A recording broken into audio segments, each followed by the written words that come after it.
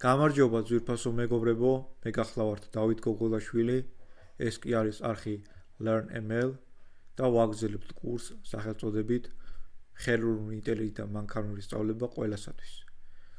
ვაგრძელებთ მას supervised learning ალგორითმების განხილვით.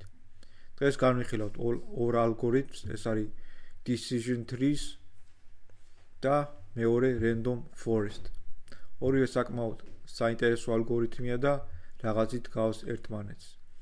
პირველი დავიწყოთ decision trees ალგორითმის განხილვით და მოვიყვანოთ ისევ მარტივი მაგალითი, როგორც იცით ჩვენ ადრე ვადარებდით ვაშ და ფორთოხას ერთმანეთს.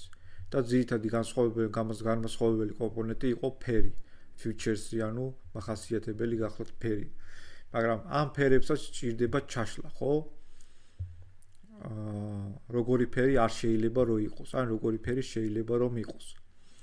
აი სწორედ ამ ჩაშლას აკეთებს decision trees ალგორითმი. ხედავთ მაგალითს.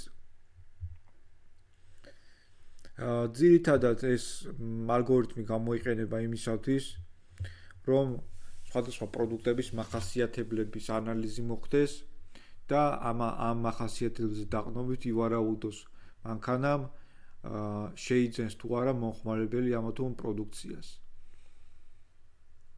ასევე გამოიყენება საბანკო სისტემებში სესხის ანალიზისათვის. ჩვენ აქ ამ დიაგრამაზე მოყვანილი არის ესე იგი ლინზების მატარებელი ადამიანების სისტემა, ესე ვთქვათ. თუ როგორ ლინზას აირჩევს ადამიანი, როგორ ლინზას ჭირდება ადამიანს იმისათვის, რომ კარგად და ხარისხიანად ატაროს. აი ხედავთ ჩვენ ამ საკმაოდ კარგად არის ჩაშლილი ყველაფერი. შემდგომი ალგორითმი არის random forest-ი და იგი საკმაოდ გავრცელებული ალგორითმი არის და იგი ეფუძნება შემდეგ პოსტულატს, რომ ადამიანთა გადაწყვეტილებების მიხედვით მიიღება სწორი ან არასწორი პასუხი. ესაც ხედავთ ჩვენ აქ, რომ ჩაშლილი არის სხვადასხვა სისტემები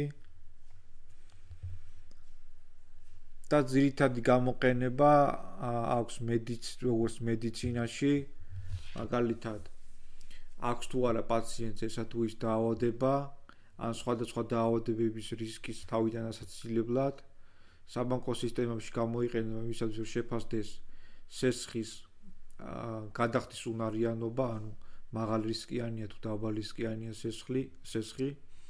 მაღაზიებში, ელექტრონული კომერციის მაღაზიებში ვთქვათ, რამდენად არის იმის რისკი, რომ ადამიანმა გაწყვიტოს კავშირი ფასიან მომსახურებასთან და საწარმოებში გამოიყენება იმისათვის, რომ დადგინდეს ამა თუ იმ ნაწილის ვარგისიანობა.